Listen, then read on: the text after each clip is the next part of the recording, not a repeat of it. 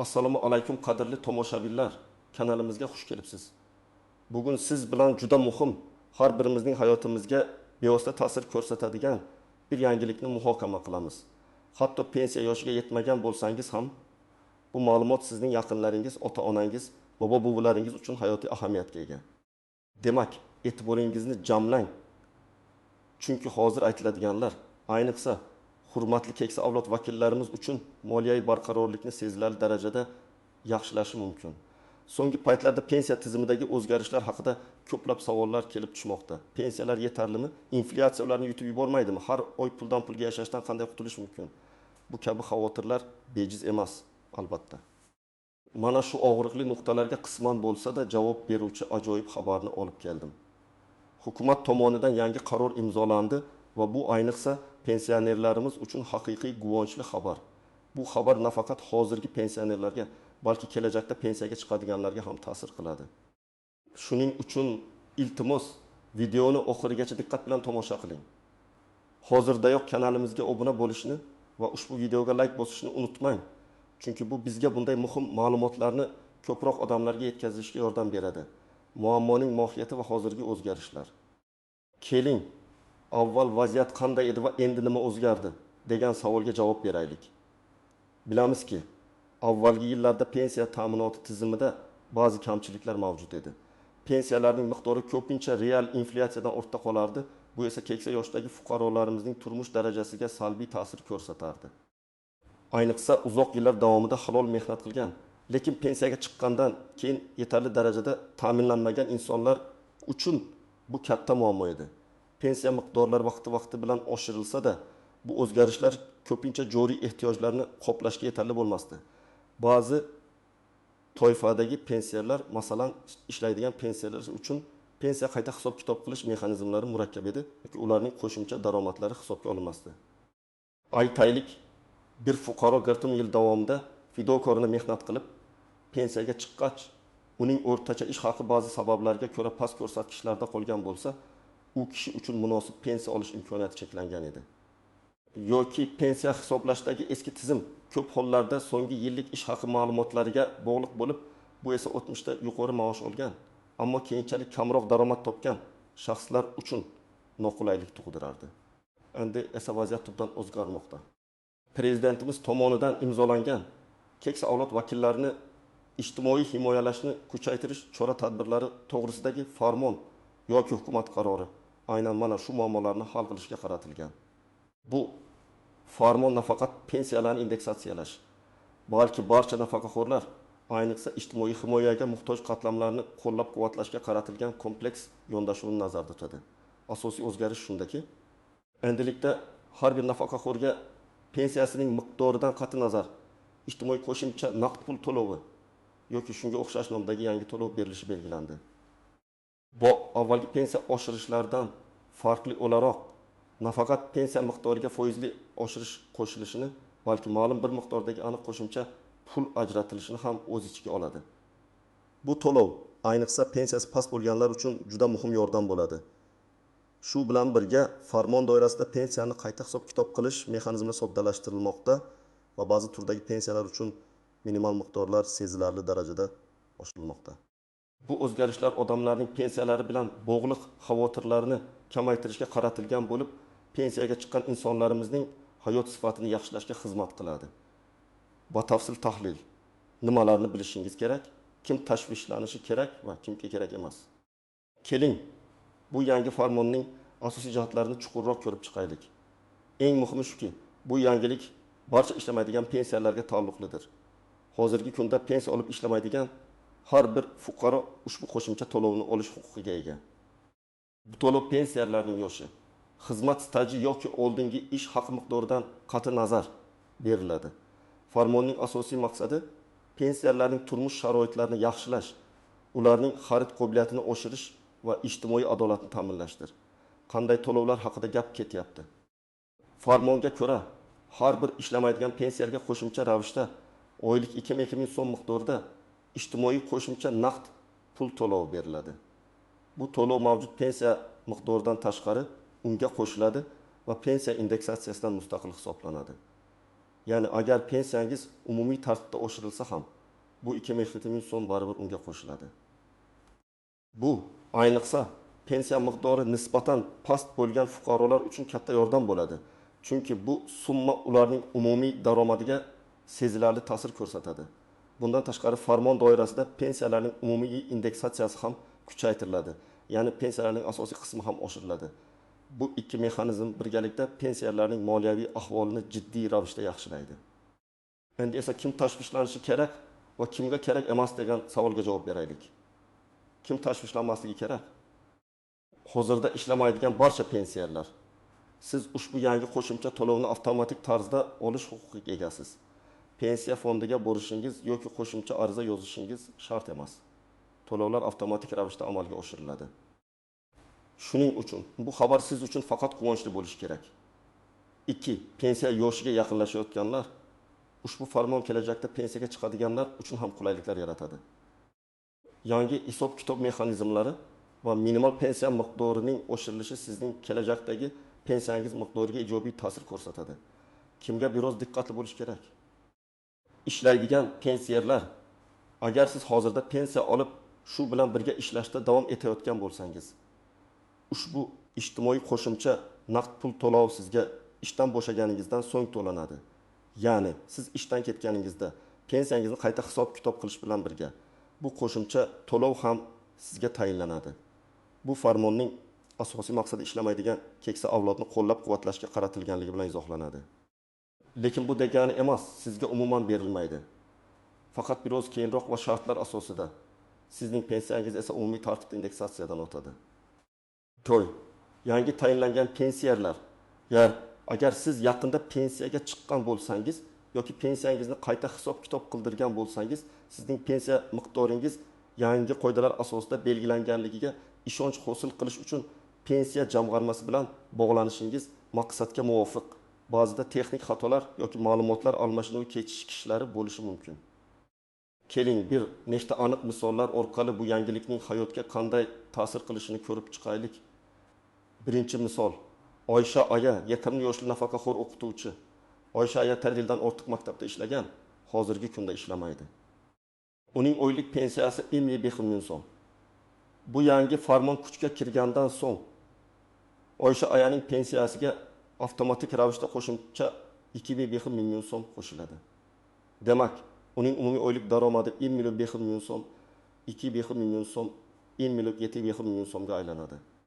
Bundan tashqari umumiy pensiya indeksatsiyasi natijasida pensiyasining asosiy qismi ham oshiriladi. Masalan, impulsiniga oshsa, uning pensiyasi 1,5 million so'mga ko'payadi. Natijada Oysha Ayaning oylik pensiya miqdori 1,5 million plus 2,5 million 1,9 million so'm bo'ladi. Bu uning uchun har oy qo'shimcha xarajatlar, dori-darmon yoki nafas olib yashash uchun ancha qulaylik yaratadi. Ikkinchi misol, Ahmad aka 15 yoshli zavod ishchisi. Ahmad aka 30 yil davomida zavodda ishlagan, hozirda nafaqada. Uning oylik pensiyasi 1,2 million so'm. Yangi farmonga ko'ra Ahmad akaga ham 2,5 million so'm qo'shimcha to'lov beriladi. Agar uning pensiyasiga umumiy indeksatsiya natijasida unparbedi qo'shilsa, uning pensiyasi 1,20 million so'mga oshadi. Umumiy hisobda Ahmad akaga har oy 1,200 ming plus 2,5 ming plus 1,570 ming so'm pensiya to'lanadi. Bu esa uning kundalik ehtiyojlarini qondirish, kommunal to'lovlarni to'lashda sezilarli yordam beradi. Uchinchi misol, Shahlo opa nogironlik pensiyasining egasi. Shahlo opa nogironligi tufayli pensiya oladi. Uning oylik pensiya miqdori 800 ming so'm. U hozirda ishlamaydi. Farmon unga ham taalluqli bo'lib, Shahlo opaning pensiyasiga 2,5 ming so'm qo'shimcha to'lov qo'shiladi. Indeksatsiya hisobiga 8 ming so'mga oshgan taqdirda uning umumiy daromadi 800 ming plus 2,5 ming plus 8 ming yil 1,30 ming so'mga yetadi. Kabi qo'shimcha mablag' nogironligi bo'lgan shaxslarning sog'ligini tiklash, dori-darmon xarajatlarini qoplashda juda katta yordam bo'ladi. Bu misol shuni ko'rsatadiki, yangi farmon ijtimoiy himoyaga muhtoj barcha qatlamlarni birdek qo'llab-quvvatlaydi. 4-misol. Qishloqda yashovchi bir oila. Biror qishloqda yashovchi Otabek amaki vafot etgan. Uning rafiqasi Gulbahor Aya va 14 yoshli nabirasi farzandi vafot etganligi sababli boquvchisini yo'qotganlik pensiyasini olishadi. Gulbahor aya hozirda 700 ming so'm pensiya oladi, nabirasi esa 500 ming so'm. Yangi farmonga ko'ra Gulbahor ayaga ham 2,5 ming so'm qo'shimcha to'lov beriladi, chunki u ishlamaydi. Nabirasining pensiyasiga esa boquvchisini yo'qotganlik pensiyalari uchun belgilangan qo'shimcha imtiyozlar qo'llanilishi mumkin. Agar farmonda bu toifa alohida nazarda tutilgan bo'lsa, agar u ham ishlamaydigan pensiya hisobiga o'tsa, unga ham 2,5 ming so'm to'lanishi mumkin. Agar indeksatsiya omadli bo'lsa, Gulbahor ayaning pensiyasi 7 ming yunus, 7 ming yunus, 7 ming yunus, 7 ming so'm bo'ladi. Bu qishloq sharoitida ham oilaning og'irini yengil qilishga xizmat qiladi. Bu o'zgarishlarning sababi nimada? Hukumat keksa avlodni ijtimoiy qo'llab-quvvatlashni ustuvor vazifa deb biladi. Mamlakat iqtisodiyoti barqarorlashib, o'sish sur'atlari saqlanib qolayotgani sababli davlat aholining ijtimoiy himoyaga muhtoj qatlamlarga ko'proq e'tibor qaratmoqda. Inflyatsiya bosimini hisobga olgan holda keksa yoshdagi fuqarolarning xarid qobiliyatini saqlab qolish va ularga munosib hayot kechirish imkoniyatini yaratish muhim ahamiyatga ega. Ushbu farmon aynan shunday maqsadlarga xizmat qiladi. Istisnolar, kamchiliklar va noaniq jihatlar har qanday yangi qonun yoki qarorning o'ziga xos jihatlari bo'ladi. Keling, bu farmondagi istisnolar, e'tibor berish kerak bo'lgan kamchiliklar va ba'zi noaniq nuqtalarni ko'rib chiqaylik, toki siz hech qanday kutilmagan holatga tushib qolmassiz. Birinchidan, kimlarga bu qo'shimcha to'lov tegishli emas?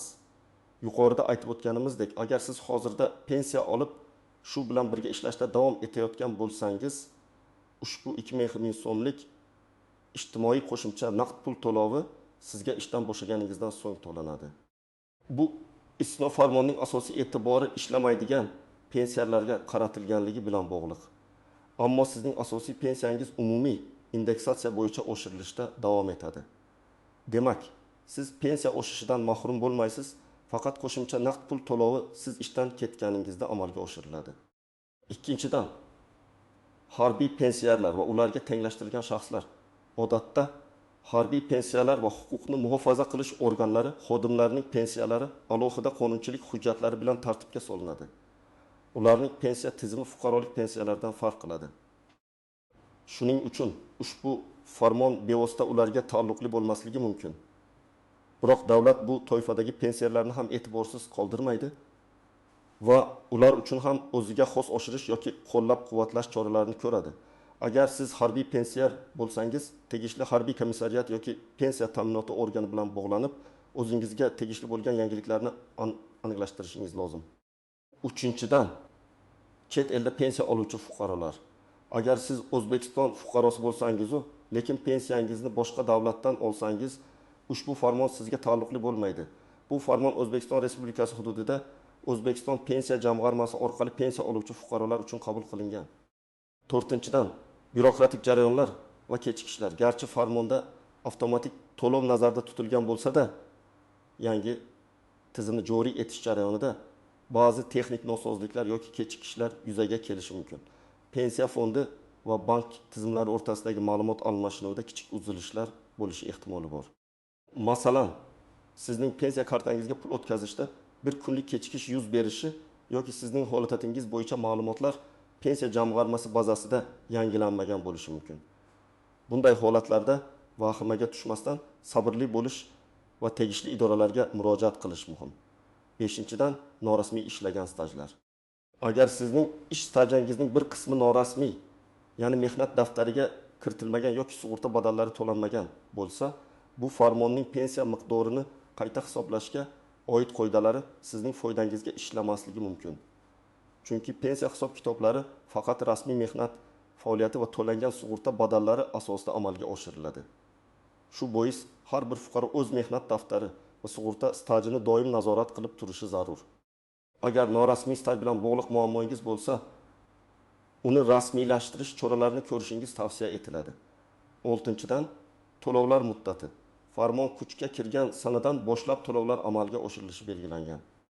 Biroq dastlabki oyda barcha pensiyalarga bir vaqtda to'lovlarni amalga oshirishda pensiya jamg'armasi va xalq banki tizimlariga katta yuk tushishi mumkin. Bu esa to'lovlarni bir necha kunga cho'zishi ehtimoli bor. Masalan, har doim oyning 5 sanasida pensiya olgan bo'lsangiz, birinchi oyda 7 yoki 8 sanasida tushishi mumkin. Bunday holatlarni tushunish va kutish kerak bo'ladi. 7-dan inflyatsiya ta'siri. Garchi bu qo'shimcha to'lov va indeksatsiya pensiyalarning xarid qobiliyatini oshirishga qaratilgan bo'lsa-da, umumiy inflyatsiya darajasi yuqori bo'lsa, bu mablag'ning qadri bir muncha vaqt o'tgach tushishi mumkin. Shu sababli pensiya tizimini doimiy ravishda takomillashtirish va indeksatsiyani inflyatsiya darajasiga moslashtirib borish muhimdir. 8-dan boshqa ijtimoiy yordam turlari bilan o'zaro aloqasi. Agar siz boshqa ijtimoiy yordam turlarini, masalan, kam ta'minlangan oilalarga beriladigan nafaqalar, moddiy yordam olayotgan bo'lsangiz, ushbu yangi qo'shimcha pensiya to'lovi sizning umumiy daromadingizni oshirishi mumkin. Bu esa ba'zi hollarda sizning boshqa ijtimoiy yordam turlariga bo'lgan huquqingizga ta'sir qilishi mumkin. Masalan, agar sizning oila daromadingiz ma'lum bir chegaradan oshib ketsa, sizga berilayotgan boshqa turdagi nafaqalar bekor qilinishi yoki miqdori kamayishi mumkin. Shuning uchun agar siz shunday vaziyatda bo'lsangiz, bu haqda mahalla va oilani qo'llab-quvvatlash bo'limlari bilan maslahatlashish maqsadga muvofiqdir. Amaliy maslahatlar. Nima qilishingiz kerak? Endi esa eng muhim qismiga o'tamiz. Bu yangilikdan to'liq foydalanish uchun siz aniq qanday qadamlarni tashlashingiz kerak? Har bir pensiyer uchun bu juda muhim. Birinchi qadam, pensiya to'lovingizni tekshiring. Eng avvalo, farmon kuchga kirgan oydagi pensiya to'lovingizni diqqat bilan tekshiring. Siz pensiyangizni oladigan bank, odatda Xalq banki, plastik kartangiz orqali yoki naqd pulda olayotgan bo'lsangiz, kassa orqali tekshirishingiz mumkin. Agar sizning pensiyangiz plastik kartaga tushsa, bank mobil ilovasi orqali yoki bankomatdan chek olib pensiya miqdoringizni ko'rishingiz mumkin. Bu yerda sizning eski pensiya miqdoringizga qo'shimcha 2000 so'm qo'shilganligiga ishonch hosil qiling. Shuningdek, asosiy pensiya miqdorining umumiy indeksatsiya hisobiga oshirilganligini ham tekshiring. Ikkinchi qadam, agar qo'shimcha to'lovni olmasangiz, darhol harakat qiling. Agar siz ishlamaydigan pensiyer bo'lsangiz va farmonda belgilangan qo'shimcha to'lov yoki umumiy indeksatsiya natijasida pensiyangiz oshirilmagan bo'lsa, xavotirga tushmang, lekin tezda harakat qiling. Bu texnik xato yoki ma'lumotlar bazasidagi uzilish tufayli yuz bergan bo'lishi mumkin. Qayerga murojaat qilish kerak? 1. Hududiy pensiya jamg'armasi bo'limi. Bu sizning birinchi murojaat manzilingiz bo'lishi kerak. Siz yashash joyingizdagi pensiya jamg'armasiga shaxsan borishingiz yoki telefon orqali bog'lanishingiz mumkin. Pensiya jamg'armasi xodimlari sizning holatingizni tekshirib, muammoni bartaraf etishga yordam berishadi. 2. Xalq banki bo'limi. Agar siz pensiyangizni Xalq banki orqali olsangiz, bank xodimlari bilan ham maslahatlashishingiz mumkin. Ular sizga to'lovlar tarixi va holati haqida ma'lumot berishlari mumkin. 3. Gal markazlar. Ko'pgina davlat idoralarida, jumladan pensiya jamg'armasida ham ishonch telefonlari va gal markazlar mavjud. Siz ularga qo'ng'iroq qilib savollaringizga javob olishingiz mumkin. Pensiya jamg'armasining yagona gal markazi raqamini internetdan topishingiz mumkin. Masalan, Inbit kortida. Qanday hujjatlar kerak bo'ladi? Pensiya jamg'armasiga murojaat qilganingizda o'zingiz bilan quyidagi hujjatlarni olib borishingiz kerak bo'ladi. Shaxsingizni tasdiqlovchi hujjat, pasport yoki ID karta. Pensiya guvohnomasi. Sizga pensiya tayinlanganini tasdiqlovchi hujjat, bank kartangiz yoki pensiya kitobchasi. Pensiyani qaysi usulda olayotganingizni ko'rsatish uchun. Agar mavjud bo'lsa, avvalgi pensiya to'lovlari haqidagi ma'lumotlar. Bu sizning avvalgi pensiya miqdoringizni tasdiqlashga yordam beradi. Qanday ariza yozish kerak? Agar sizga ariza yozishni so'rashsa, uni qanday yozish kerakligini bilishingiz muhim. Ariza qisqa, tushunarli va aniq bo'lishi kerak. Namunaviy ariza matni og'zaki yoki yozma murojaat uchun. Men, to'liq ismingiz, familiyangiz, tug'ilgan sanangizda tug'ilganman. Pensiya guvohnomam seriyasi va raqami guvohnoma raqami. Men ishlamaydigan pensiyarman. Sana kuni e'lon qilingan keksa avlod vakillarini ijtimoiy himoyalashni kuchaytirish chora-tadbirlari to'g'risidagi farmon yoki qarorga asosan pensiyerlarga qo'shimcha 2000 so'm miqdorida naqd pul to'lovi belgilangandan xabar topdim. Biroq o'sha oy nomi o'yi uchun pensiya to'lovimda bu qo'shimcha mablag' aks etmagan. Ushbu holatni o'rganib chiqishingizni va menga tegishli bo'lgan qo'shimcha to'lovni belgilab berishingizni so'rayman. Javobingizni kutaman. Hurmat bilan imzo sana. Bu arizani 2 nusxada yozib, bir nusxasini pensiya jamg'armasi xodimiga topshirib, ikkinchi nusxasiga qabul qilganlik to'g'risida belgi qo'yishini so'rang. Bu kelajakda muammo yuzaga kelsa, sizning murojaatingiz borligini tasdiqlovchi hujjat bo'ladi. 3-qadam doimiy ravishda ma'lumotlarni kuzatib boring. Davlat tomonidan pensiya tizimida doimiy ravishda o'zgarishlar va yangiliklar kiritib boriladi. Shuning uchun bizning kanalimizga obuna bo'lib, yangiliklarni doimiy kuzatib borishingiz muhim.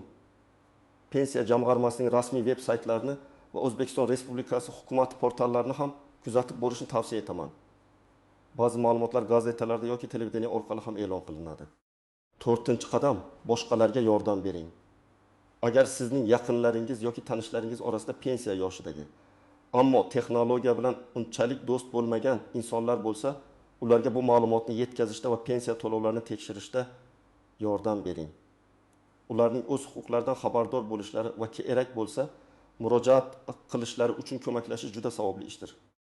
Xulosa va yakuniy chorlov, hurmatli tomoshabinlar, bugun biz O'zbekiston hukumatining pensiyalarimiz hayotini yaxshilashga qaratilgan muhim qarori haqida atroflicha suhbatlashdik.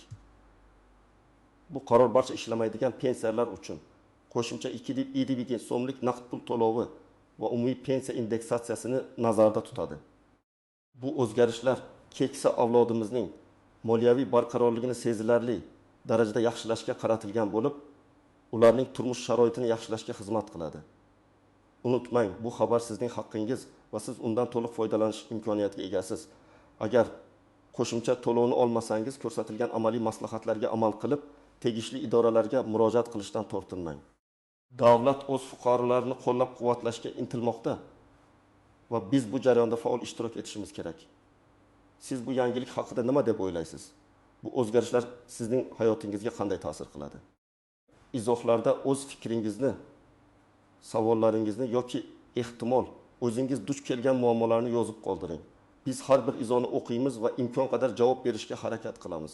Videoga like bosishni va kanalimizga obuna bo'lishni unutmang.